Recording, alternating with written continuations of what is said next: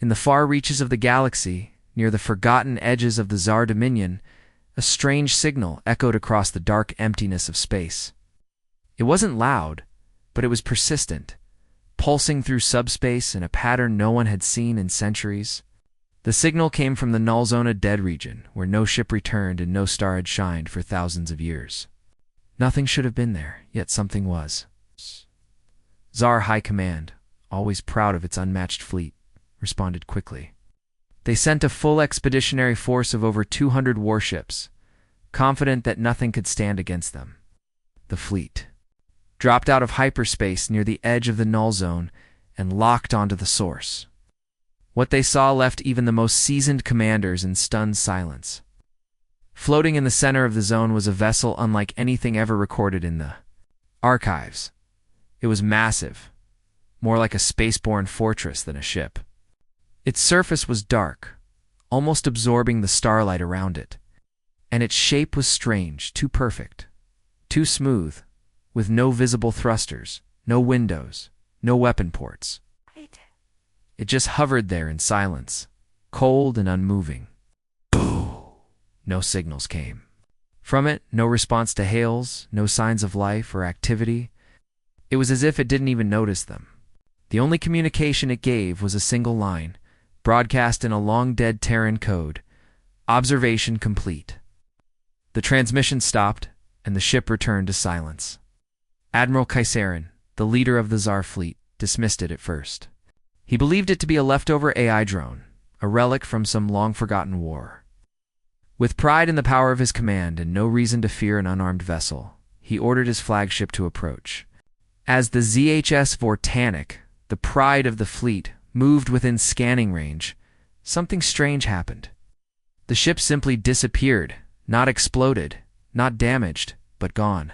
It blinked off the sensors in an instant, without a sound, without debris, without a trace. For a few seconds, no one spoke.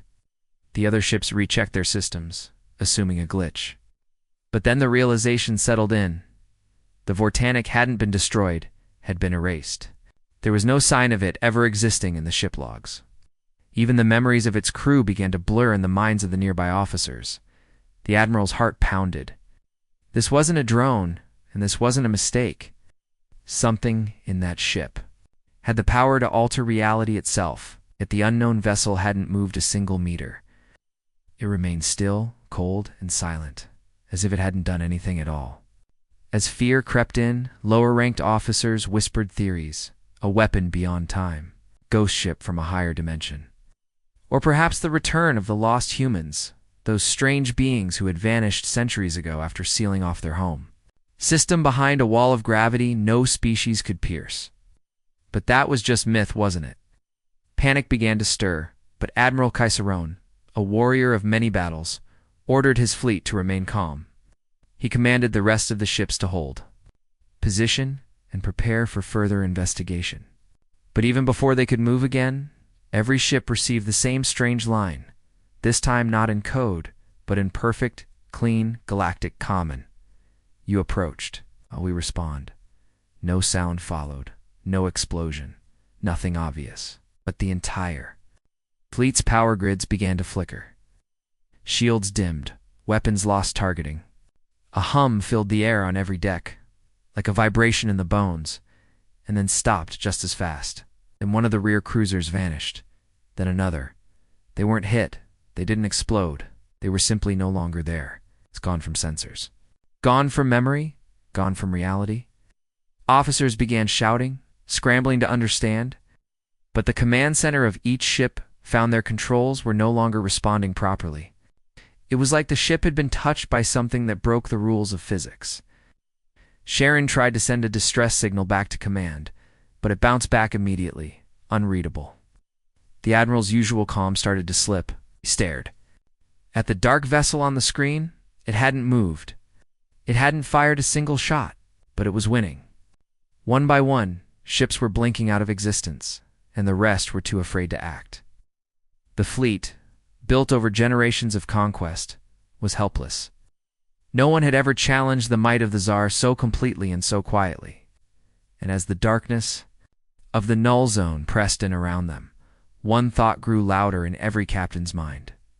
This was no accident. This was a message. Someone had returned from the void, and they had been watching for a very long time. A sudden wave of fear swept through the Tsar fleet as the second cruiser vanished, followed by a third. No explosions, no heat signatures, no shrapnel, just empty space where a fully armed warship had been seconds ago. The command bridges lit up with alarms. Voices shouted over each other, and even the most experienced captains found their hands trembling. Admiral Kaisarin, trying to hold the line, barked out a desperate order: full assault.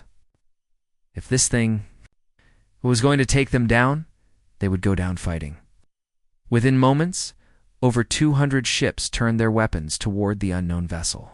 Plasma cannons charged, railguns fired slug after slug, and antimatter missiles launched in a synchronized wave that lit up the dark space between them like a newborn sun. The Tsar were not new to war. They had crushed rebellions, wiped out colonies, and reduced moons to dust. But as all their firepower slammed into the mysterious black ship, nothing happened. No shield shimmered, no armor cracked, and no sign of damage appeared. It didn't even move. Entire fleet's arsenal hit it with the force of a collapsing star, yet the vessel floated untouched, quiet as before. Confusion turned to terror. Then it responded. Not with chaos, not with fury, but with exact silent precision. From its surface, a single point of light formed. It wasn't bright. It pulsed once, then fired a beam so thin it looked like a thread of silver in the void. The beam hit a battleship on the right flank. That ship vanished instantly, not destroyed, erased. Before anyone could react, another beam followed. Then another. Each one no longer than a blink. Each one claiming a new victim. The fleet's communications broke into screams and static. Captains called out for help. Some ships tried to run. Others attempted to shield their allies, but it was no use. The warship's attacks were not random. It was as if it already knew where every ship would be, like it had studied their movements before they even made them. It didn't waste energy. It didn't panic. It simply removed its targets from space, one at a time. Admiral Kaisarin stood frozen, watching the tactical screen as red markers disappeared faster and faster. The fleet was unraveling. He shouted for a full retreat, but many of the ships were already too damaged to comply, while others hesitated, unsure if they would even survive the attempt. Engines flared as vessels tried to escape into hyperspace, but most didn't make it past the third second. The unknown ship kept firing, not with anger, but with calm mechanical precision. 3 minutes into the battle, less than half the fleet remained. By 3 minutes and 20 seconds, only 30 ships were left. At 3 minutes and 30 seconds, just 8. Kaisarin watched as the last of his escorts blinked out beside him. He reached for the emergency jump protocol, hoping to at least carry the report back to Tsar High Command, but his hand never touched the controls. The screen faded, his bridge dimmed. The ship was no longer there. At exactly 3 minutes and 42 seconds, the entire Tsar fleet was gone. And then, silence. No more weapons. No more movement. The void returned to peace, with only one ship remaining, the same dark, unmoving vessel that had never once broken formation. A lone probe, which had been hidden on the edge of the system for observational purposes, recorded the entire event. Somehow, the warship allowed it to survive.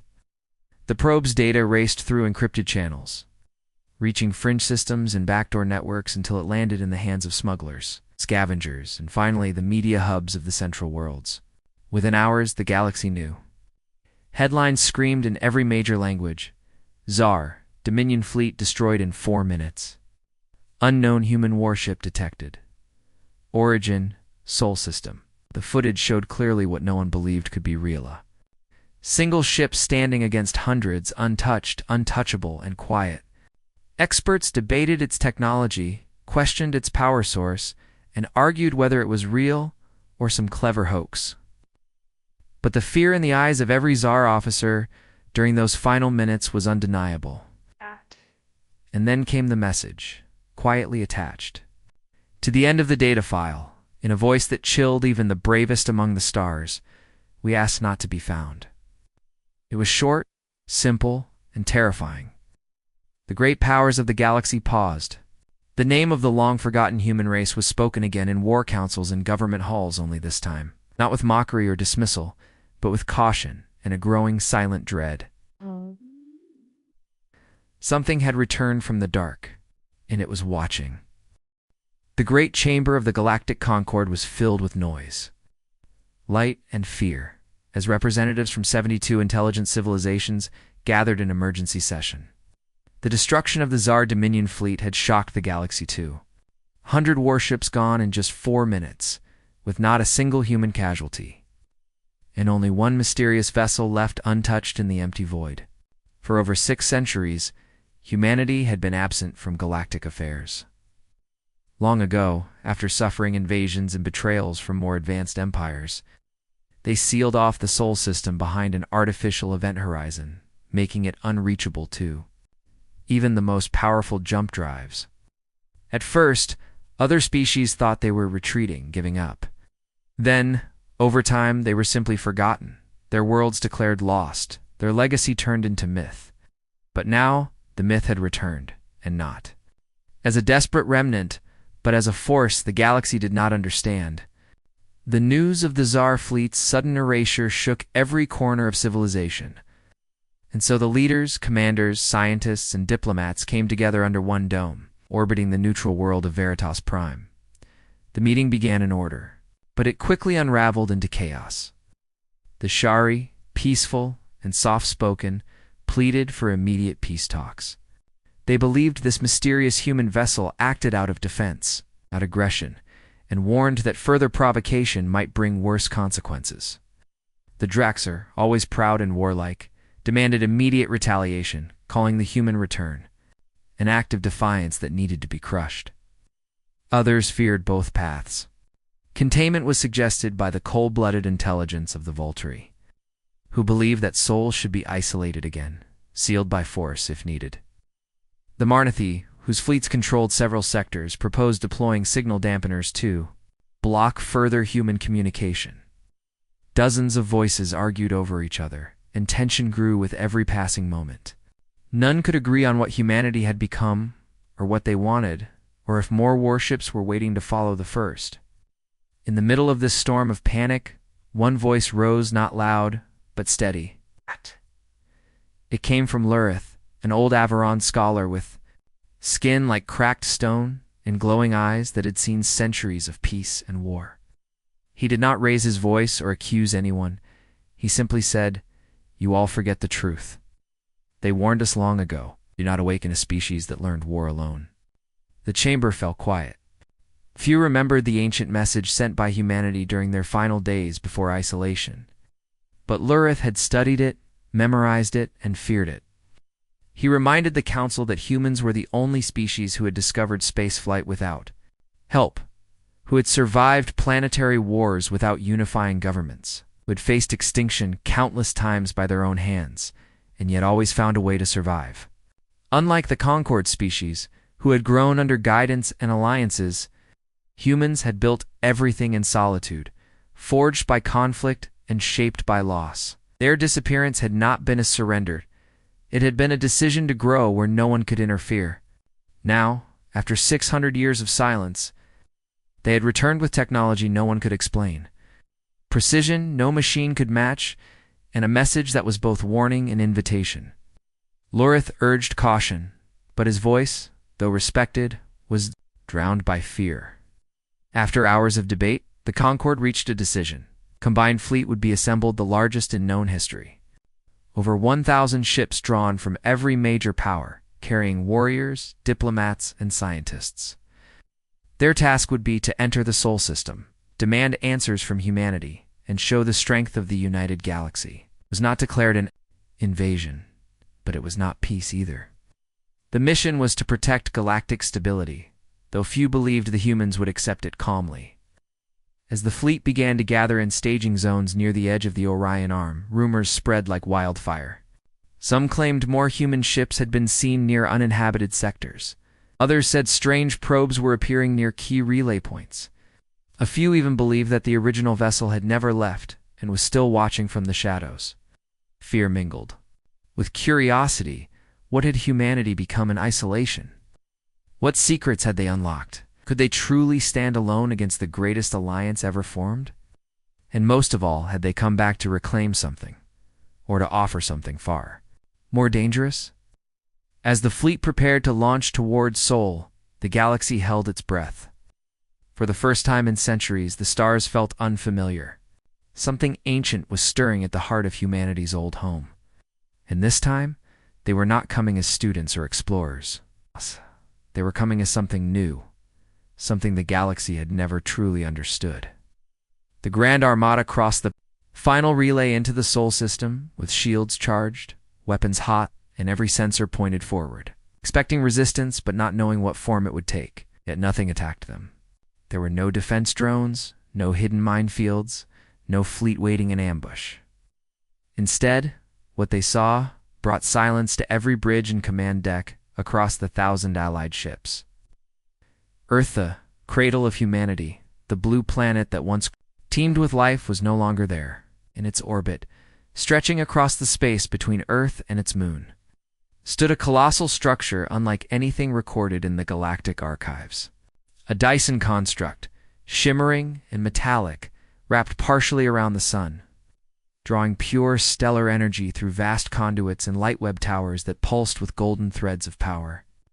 It rotated slowly, humming with a silent rhythm that could be felt even through inertial dampeners. In the center of it all, just above the glowing rim of the artificial sphere, floated the same dark human warship that had erased the Tsar fleet. It hadn't changed, still sleek, silent, and unmoving, yet its presence now felt amplified by the impossible engineering around it. The fleet's communications officers activated hailing protocols in dozens of languages. For nearly 2 minutes, there was no response. Then, without warning, every screen on every ship flickered and shifted, showing the same image.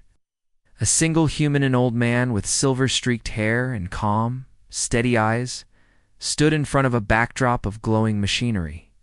His expression was not cold or hostile, but measured, as though he carried the memory of everything his people had endured. He spoke without raising his voice, and yet the weight of each word pressed into the hearts of those watching. "You called us primitive. You erased our history. You broke our colonies and turned us into shadows. So we did not retaliate. We did not plead. We observed. We studied. We survived. In silence, we learned the language of stars and the science of destruction. We perfected war not for conquest, but for peace. For the kind of peace that no longer bends to the cruelty of empires." The transmission ended as suddenly as it had begun. For a moment, no one moved. Some hesitated, shaken by the message. Others, particularly the Draxer commanders, interpreted it as arrogance. Orders were exchanged. The fleet launched its full assault. Waves of missiles, energy beams, gravity warheads, and dark matter lances screamed through the void, crossing the final gap between the Armada and the human ship. The Dyson structure absorbed or deflected some. Others found their mark at least. They seemed to... But the human vessel never moved, never returned fire. Not immediately. Instead, it waited until the final volley had been fired. Then it acted. And what followed was not a battle, but a performance in orchestrated dismantling of the largest fleet in galactic history.